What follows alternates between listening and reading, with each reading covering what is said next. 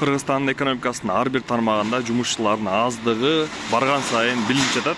Мына мореки биринчи автомойка, балдар жок деп машинелерди жууган алган киши жок. Бул болсо экинчи автомойка, бул жерде да балдар жок. Бир эле бала келип чыгып жууп жатат машинени.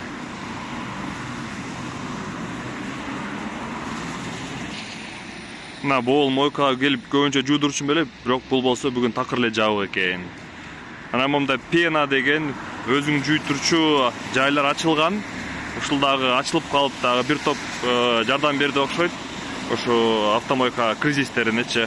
Бирок мен үчүн бул пенада жууш абдан ыңгайсыз. Мен өзүм такыр көрө албай койдум.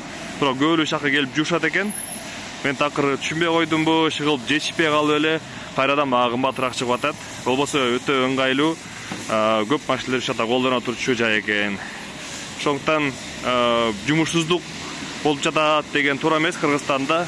Тескерисинче жумушчу жок, иштей турган киши жок.